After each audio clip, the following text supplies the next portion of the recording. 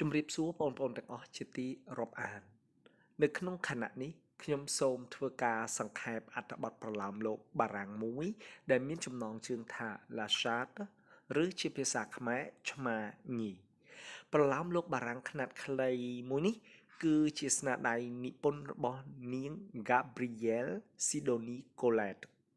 បាទរឿងឆ្មាញីនេះគឺជារឿងមួយដែលនិយាយអំពីចំណងទំនាក់ទំនងរវាងគូស្នេហ៍មួយគូដែលបានរៀបការជាមួយគ្នាប៉ុន្តែបន្ទាប់មកពួកគេទាំងពីរមានបញ្ហាព្រោះតែរឿងឆ្មាញីមួយក្បាលបាទតើរឿងនេះមានបញ្ហានិងខ្លឹមសារយ៉ាងណាសូមអ្នកទាំងអស់គ្នាតាមដានទាំងអស់គ្នាជាមួយនឹងអត្ថបទសង្ខេបដូចតទៅបាទស្នាដៃសង្ខេបរឿងឆ្មាញីបាទនៅក្នុងរឿងគឺគេនិយាយអំពីតួអង្គម្នាក់ដែលមានឈ្មោះថាអាឡាំងគឺជាបុរសម្នាក់ដែលបានរៀបការជាមួយនឹងនារីម្នាក់ឈ្មោះកាមីលដែលពួកគេទាំងពីរគឺបានស្គាល់គ្នាជាច្រើនឆ្នាំមកហើយបន្ទាប់ពីរៀបការរួចពួកគេទាំងពីរក៏បានរៀបចំកសាងផ្ទះថ្មីរបស់ពួកគេអាឡាំងធ្លាប់បានចិញ្ចឹមឆ្មាញីមួយក្បាលឈ្មោះសាហាដោយសារគេរៀបចំផ្ទះសម្បែងថ្មីគេក៏បានយកឆ្មាញីរបស់គេឈ្មោះសាហាទៅផ្ញើនឹងម្ដាយឪពុកមួយខណៈសិនអាឡាំងស្រឡាញ់ឆ្មាញីនោះខ្លាំងណាស់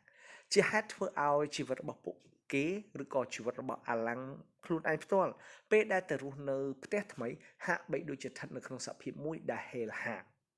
ពេលដែលគ្មានឆ្មាញីឈ្មោះសាហានៅជាមួយដោយទ្រាំមិនបានអាឡាំងក៏សម្រេចចិត្តទៅយកឆ្មាញីរបស់គេពីម្ដាយឪពុករបស់គេមករស់នៅជាមួយវិញដោយសារតែក្តីច្រណែននឹងឆ្មាញីនោះ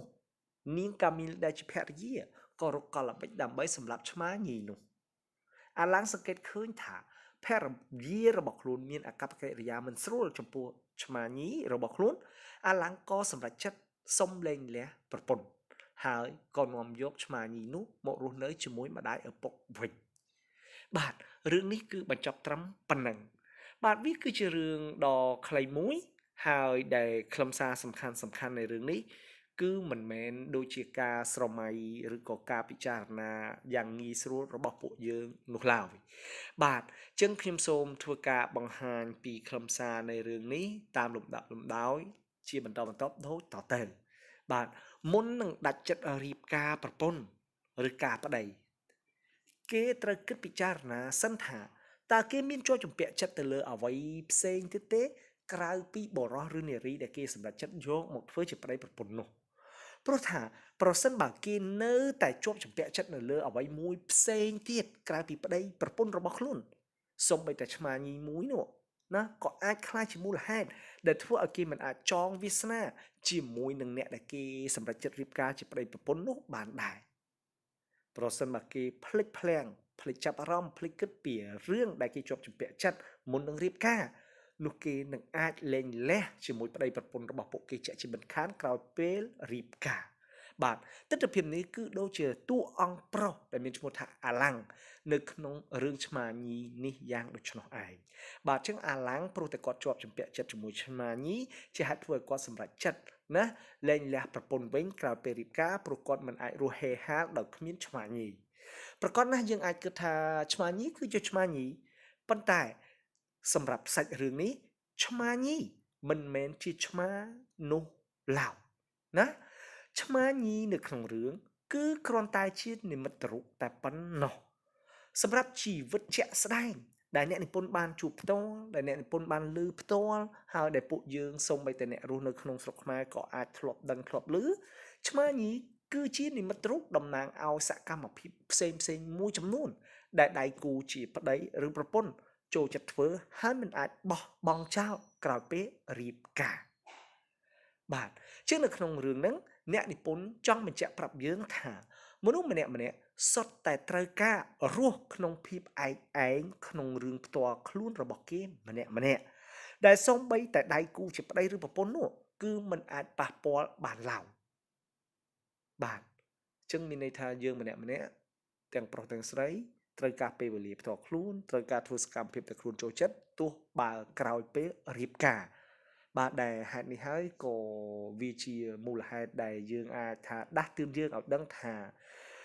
សម្រាប់មុននឹងសម្រាប់ចរិតការត្រូវសួរខ្លួនឯងមានអីខ្លះដែល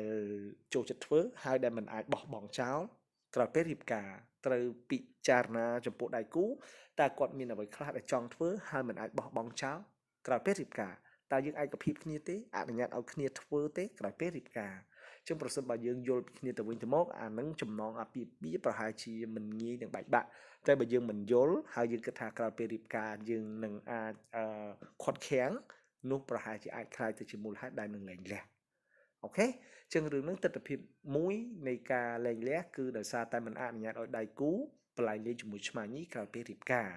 បាទតើឆ្មាញីនោះតំណាងឲ្យអ្វីយើងនឹងជជែកគ្នានៅពេលបន្តិចទៀតនេះអឺ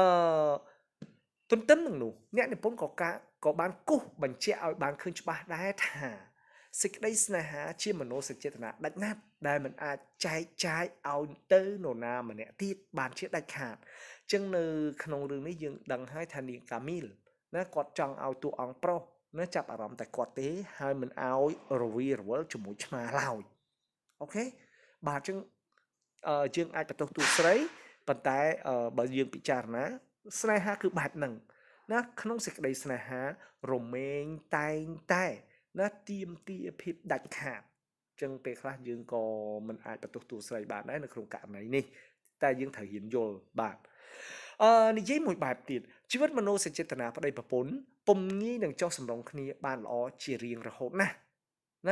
ជាងមានន័យថាប្តីប្រពន្ធរស់នៅជាមួយគ្នាមិនអាចអូខេជាមួយគ្នារហូតទេយើងធ្លាប់ឮឃ្លាតែគេនិយាយហីនៅឆ្នាំទី1ប្រពន្ធស្ដាប់ប្តីនៅឆ្នាំទី2ប្តីស្ដាប់ប្រពន្ធលុះចូលដល់ឆ្នាំទី3អ្នកជិតខាងស្ដាប់ប្តីនិងប្រពន្ធបាទអញ្ចឹងមានន័យថាទំនាក់ទំនងរបស់មនុស្សរមែងតែងតែមានបញ្ហាអូខេបាទឬក៏ឃ្លាដែលគេបាននិយាយថាសេចក្តីស្នេហាអមតៈហើយដែលល្អឥតខ្ចោះគឺមានតែនៅក្នុងប្រឡោមលោកតែប៉ុណ្ណោះរីឯនៅក្នុងជីវិតជាក់ស្ដែងវារមែងតែងតែគ្រូតគ្រីតបាទតែងតែល្អកឬប៉ះទង្គិចឬក៏ឃ្លាដែលយើងនិយាយថាចានក្នុងរាវរមែងតែងតែរំដំអូខេបាទអ្នកនិពន្ធបារាំង Gabriel បាទយល់បានច្បាស់អំពីភាពមិនចុះសម្រុងរវាងប្តីនិងប្រពន្ធហើយវាក៏ជារឿងរបស់អ្នកនិពន្ធផងដែរដែលរូបអ្នកនិពន្ធផ្ទាល់បានរៀបការជាច្រើនលើកប៉ុន្តែនៅតែរកភាពល្អល្អឿននិងសុវត្ថិភាពនៃជីវិតមិនឃើញព្រោះសុបិនជាសុបិនការស្រមៃជាការស្រមៃរីឯការពិតជាក់ស្ដែងប្រកបនិយមវាគឺជាការពិតជាក់ស្ដែងប្រកបនិយមដែលការពិតនៃជីវិតវាមិនអាចរលូនរហូតនោះទេវាត្រូវតែគ្រូតគ្រីតបាទទោះបីជាយើងខំកែច្នៃខំប្រឹងបង្កើនច្បាប់ទម្លាប់ឬក៏វិធីសាស្ត្របែបណាក៏ដោយក៏លទ្ធផលមិនអាចល្អដូចចិត្តដែលយើងប៉ងប្រាថ្នានឹងរំពឹងទុកបានដែរបាទចឹងក្នុងករណីនេះបរៀនឲ្យយើងដឹងថាទំនាក់ទំនងរមែងតែមានការរង្គោះរង្គើដែលតម្រូវឲ្យយើងត្រៀមចិត្តឲ្យហើយក្នុងការស្វែងយល់បាទតាមរយៈស្នាដៃឆ្មាញីនេះធ្វើឲ្យយើងឃើញថាសូម្បីតែឆ្មាមួយក្បាលក្នុងរឿងអាចធ្វើឲ្យស្នេហាមួយល្អកកបានចុះទម្រាំតែជីវិតជាក់ស្ដែងដែលយើងមានម្ដាយឪពុកបងប្អូនទៀតសោតនោះតើជីវិតប្តីប្រពន្ធនឹងคล้ายទៅជាអ្វីទីបញ្ចប់ណាចឹងបើតាមមើលទៅរឿងបែបនេះវាមិនមែនជារឿងដែលប៉ះពៀត្រូវនឹងមនុស្សគ្រប់រូបទេវាគ្រាន់តែជារឿងរបស់គូសកលមួយប្រភេទដែលប្តីនិងប្រពន្ធមានទស្សនៈជីវិតនិងចរិតមិនទាន់ដូចគ្នានៅឡើយឬក៏ថាការយល់ឃើញខុសគ្នាបាទអញ្ចឹងវាមានន័យថាពេលដែលមនុស្សចាប់ចិត្តប្រតិបត្តិលើគ្នាក្រោមឥទ្ធិពលនៃស្នេហាមនុស្សគឺខ្វាក់ភ្នែករឿងអ្វីវាបានសន្លប់បាត់អស់ប៉ុន្តែនៅពេលដែលស្នេហាវាបានវិលមករលលឿនធម្មតាវិញវាគ្មានអ្វីដែលអាចខាត់ខាំងការពិតមិនឲ្យបង្ហាញចេញមកឡើយអញ្ចឹងនៅចំណុចនេះចង់និយាយថាប្រុសស្រីពេលស្គាល់គ្នាដំបូងពេលដែលយើងស្ថិតនៅក្រោមឥទ្ធិពលនៃក្តីស្រឡាញ់យើងអាចសម្របតាមគ្នាយើងមើលឃើញគ្នាល្អជានិច្ចប៉ុន្តែពេលដែលយើងនៅជាមួយគ្នាមួយរយៈឬមួយខណៈពេលទំហំនៃក្តីស្រឡាញ់របស់យើងចាប់ផ្ដើមថយចុះពេលដែលទំហំនៃក្តីស្រឡាញ់ថយចុះយើងចាប់ផ្ដើមបង្ហាញនៅសារជាតិដើមបាទពេលដែលបង្ហាញសារធាតុដើមនឹងហើយវាជាដំណាក់កាលដែលដៃគូចាប់ផ្ដើមមើលគ្នាហើយធ្វើការសម្រេចចិត្តតើអាចទ្រាំអាចទទួលយកនិងរស់នៅជាមួយគ្នាតទៅទៀតបានអត់ប្រសិនបើដៃគូពិតជាអាចទ្រាំបានទទួលយកបាននោះជីវិតមនោសញ្ចេតនានឹងបន្តតទៅទៀតបានបាទសម្រាប់ការពន្យល់បន្ថែម ក្នុងករណីរបស់អ្នកនិពន្ធផ្ទាល់គេអាចយល់ឃើញច្បាស់ពីបញ្ហាបែបនេះបានយ៉ាងងាយព្រោះខ្លួនអ្នកនិពន្ធផ្ទាល់គឺជាបុគ្គលម្នាក់ដែលស្រឡាញ់ជីវិតហើយពាក្យថាស្រឡាញ់ជីវិតគឺមានន័យថាស្រឡាញ់សម្ផស្សនៃជីវិតទាំងមូលដែលមានធម៌ជាតិដ៏ស្រស់បំព្រងការរាប់អានពីមិត្តភ័ក្តិសេរីភាពនៃការដើរហើរការផ្សងព្រេងគ្រប់ទីកន្លែងជាដើមជាងនៅក្នុងអត្ថន័យនេះអ្នកនិពន្ធចង់មានន័យថាដោយករណីតួអង្គប្រុសអញ្ចឹងបាទពេលដែលគាត់រៀបការហើយជីវិតរបស់គាត់មិនអាចរស់នៅក្រោមគំនាបសង្កត់របស់ប្រពន្ធដែលសូម្បីតែបលែងលេងជាមួយឆ្មាញីក៏ត្រូវហាមឃាត់ដែរនោះទេបាទចឹងនៅទីនេះយើងអាចជជែកគ្នាយ៉ាងសង្ខេបថាជីវិតប្តីប្រពន្ធក្រោយពេលរៀបការត្រូវមានពេលវេលាសម្រាប់ធ្វើរឿងដែលខ្លួនចូលចិត្តរៀ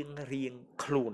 មិនមែនឃុំឃាំងឬបិទបាំងសេរីភាពរបស់ប្តីប្រពន្ធមិនឲ្យធ្វើសកម្មភាពផ្សេងដែលមិនមានវត្តមានរបស់ខ្លួននោះឡើយបាទចឹងយើងអាចបន្ថែមទៀតបន្ទាប់ពីស្នេហាអស់ឥទ្ធិពលរវាងគ្នាហើយបើប្តីប្រពន្ធគ្មានទស្សនៈជីវិតដូចគ្នាគឺមានតែការឈានទៅរកការបែកបាក់ឬការលែងលះបាទអញ្ចឹងអ្នកនិពន្ធក៏ដូចជាអ្នកដតីដូចអ្នកនិពន្ធដតីទៀតបាទគឺសុទ្ធតែមានទស្សនៈស្រឡាញ់ជីវិតហើយចង់ឲ្យជីវិតមួយសុទ្ធតែល្អក្នុងន័យនេះចង់បញ្ជាក់ថាអ្នកនិពន្ធគាត់មិនស្អប់ខ្ពើមតួស្រីទេតែគាត់ក៏មិនមែនមានន័យថាគ្រប់គ្រងតួស្រីដែរគឺគាត់គ្រប់គ្រងតួអង្គបរោះបាទគឺតួអង្គអាឡាំងដែលចេះជ្រើសរើសផ្លូវជីវិតរបស់ខ្លួនមានន័យថាមិនមែនដោយសារតែចំណងអាពាហ៍ពិពាហ៍ត្រូវបាត់បង់នៅឱកាសឬក៏សេរីភាពមួយចំនួនផ្ទាល់ខ្លួនបាទអូខេចឹង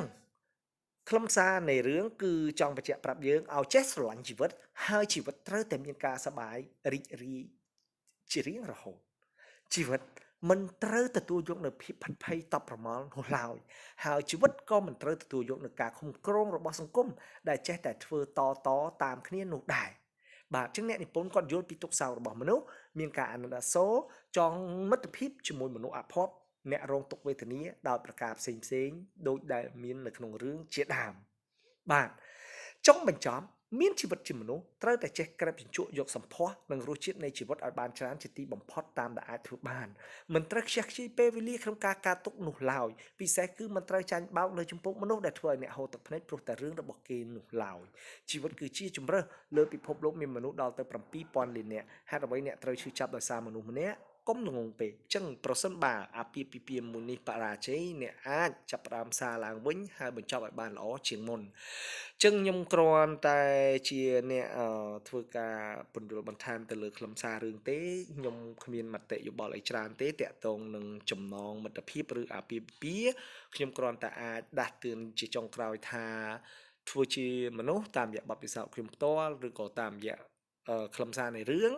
គឺត្រូវចេះគោរពសិទ្ធិដៃគូនិងអនុញ្ញាតឲ្យដៃគូមានពេលវេលាផ្ទាល់ខ្លួនប្រសិនបើយើងចេះតែបង្ខំឲ្យដៃគូរវីរវល់តែជាមួយយើងមានន័យថាយើងកំពុងតែធ្វើឲ្យខ្លួនយើងបាត់បង់ឱកាសឬក៏បាត់បង់ផ្លូវដែលត្រូវដើរជាមួយគ្នាកាន់តែឆាប់ដូចគ្នាដែរអញ្ចឹងមនុស្សម្នាក់សុទ្ធតែមានឆ្មាញីដែលខ្លួនចង់បលែងលេងឆ្មាញីមិនមែនជាសត្វឆ្មាគឺតំណាងឲ្យសកម្មភាពផ្សេងដែលយើងចូលចិត្តធ្វើនិងចង់ធ្វើដោយមិនចាំបាច់មានការចូលរួមពីដៃគូហើយដូច្នេះបន្ទាប់ពីយើងរាប់អានអ្នកណាម្នាក់មានទំនាក់ទំនងស្នេហាជាមួយនរណាម្នាក់ឬរៀបការជាមួយនរណាម្នាក់សូមអនុញ្ញាតឲ្យបុគ្គលដែលយើងមានទំនាក់ទំនងមានពេលវេលាផ្ទាល់ខ្លួនរបស់គេផងតែខ្ញុំអាចឧទាហរណ៍ថាទោះបើយើងជាប្តីប្រពន្ធជាសង្សារឬក៏ជាអ្វីក៏ដោយដែលត្រូវរស់នៅជាមួយគ្នាអញ្ចឹងយើងត្រូវមានពេលវេលាវ៉ាកងរៀងខ្លួនឬក៏មានពេលវេលាសម្រាប់រៀងខ្លួនដោយមិនចាំបាច់មានដៃគូរំខានដែលយើងអាចលើកឧទាហរណ៍ខ្លីៗដូចជាប្តីប្រពន្ធនៅជាមួយគ្នាមួយអាទិត្យអាចជួបគ្នា5ថ្ងៃ2ថ្ងៃទៅណារៀងខ្លួនឬប្តីប្រពន្ធនៅជាមួយគ្នាបើប្តីមិនចង់ឲ្យប្រពន្ធមករំខានឬប្រពន្ធមិនចង់ឲ្យប្តីមករំខានចឹងត្រូវយកកសែងមកបង់កនេះគឺជា style មួយនៃរឿងដែរមានន័យថាប្តីយកកសែងបង់កចឹងប្រពន្ធកុំរំខានប្តីគាត់ត្រូវធ្វើសកម្មភាពដែលគាត់ត្រូវធ្វើឬប្រពន្ធវិញបើមិនចង់ឲ្យប្តីរំខានត្រូវយកកសែងបង់កដើម្បីបញ្ជាក់ប្រាប់ប្តីកុំឲ្យប្តីមករំខានខ្លួនកន្លែងនេះខ្ញុំអាចឧទាហរណ៍បញ្ជាក់ថាឧទាហរណ៍ប្តីគាត់ជាអ្នកនិពន្ធអញ្ចឹងគាត់ត្រូវការពេលផ្ទាល់ខ្លួនដើម្បីសរសេររឿងបើសិន level ទៅជាមួយប្រពន្ធមករំខានរហូតសួរថាគាត់អាចសរសេររឿងកើតទេអាហ្នឹងនេះជាឧទាហរណ៍ការងារ បាទប្តីគាត់នៅសល់បងប្អូនខាងប្តីប្រពន្ធគាត់សល់បងប្អូនខាងប្រពន្ធប្រកាសណាស់បងប្អូនខាងប្រពន្ធឬប្តីរមែងតែងតែមានបញ្ហាដែលតម្រូវឲ្យប្តីឬប្រពន្ធនឹងទៅចូលរួមហើយដូច្នេះពេលខ្លះបើយើងមិនចូលចិត្តទេចូលអនុញ្ញាតឲ្យប្តីយើងប្រពន្ធយើងគាត់មានសេរីភាពនិងមានពេលវេលាធ្វើរឿងដែលពួកគាត់ចូលចិត្តរៀងខ្លួនបាទអញ្ចឹងប្រសិនបើយើងអាចធ្វើបែបនេះបាននោះចំណងទំនាក់ទំនងនៃអាពាហ៍ពិពាហ៍ក៏វាបានល្អហើយយើងក៏អាចដើរជាមួយគ្នាបានប្រសើរឬក៏បានយូរក្នុងករណីមិត្តភ័ក្តិដូចគ្នាគ្រប់សិទ្ធិមិត្តភ័ក្តិអនុញ្ញាតឲ្យមិត្តភ័ក្តិធ្វើនៅអ្វីៗដែលមិត្តភ័ក្តិចូលចិត្តមានពេលដែលយើងត្រូវជួបគ្នាមានពេលដែលយើងត្រូវដើររៀងខ្លួនបាទសរុបមកនេះគឺជាខ្លឹមសារដែលខ្ញុំអាចបញ្ជាក់បន្ថែមទៅលើស្នាដៃរឿងឆ្មាញីនេះសង្ឃឹមថាបងប្អូនទាំងអស់គ្នាអាចទាញបទពិសោធន៍នេះយកទៅអនុវត្តនៅក្នុងជីវភាពជាក់ស្ដែងណាអនុវត្តតាមគោលជំហរដែលយើងធ្លាប់រៀនពីមុនដូចជាយើងគ្មានសិទ្ធិត្រួតត្រាជីវិតអ្នកដទៃយើងគ្មានសិទ្ធិឃុំក្រងអ្នកដទៃឲ្យស្ថិតនៅក្រោមអំណាចរបស់យើងគ្រប់កាលវេលាទេទោះបើយើងហើយនឹងគេជាអ្វីនឹងគ្នាក៏ដោយយើងអាចត្រួតត្រាគេឃុំក្រងគេតែក្នុងមួយខណៈពេលតែប៉ុណ្ណោះចំណែកឯមួយខណៈពេលផ្សេងទៀតគេប្រកាសជាត្រូវការពេលវេលាផ្ទាល់ខ្លួនចឹងសូមរៀនគោរពសិទ្ធិសេរីភាពអ្នកដទៃអនុញ្ញាតឲ្យអ្នកដទៃមានពេលវេលាផ្ទាល់ខ្លួនពេលដែលយើងទៅជាថៅកែយើងមានបុគ្គលិកក៏ត្រូវតែអនុវត្តបែបនេះណាយើងអនុញ្ញាតឲ្យបុគ្គលិកមានពេលវេលាផ្ទាល់ខ្លួនរបស់គេបាទឬទោះបើយើងចិញ្ចឹមសត្វអនុញ្ញាតឲ្យសត្វមានពេលវេលាផ្ទាល់ខ្លួនរបស់វាមិនមែនចេះតែចាប់បង្ខំវាឲ្យតាមចិត្តយើងចង់គ្រប់ពេលឬទោះបើយើងជាគ្រូក៏អញ្ចឹងមិនមែនចេះបង្ខំឲ្យសិស្សធ្វើតាមយើងគ្រប់ពេលអនុញ្ញាតឲ្យសិស្សមានពេលផ្ទាល់ខ្លួនរបស់សិស្សបាទខ្ញុំសូមអរគុណយ៉ាងជ្រាលជ្រៅដែលអ្នកទាំងអស់គ្នាយកចិត្តទុកដាក់ស្ដាប់បាទយើងនឹងជួបគ្នានៅពេលក្រោយទៀតសូមអរគុណនិងសូមជម្រាបលា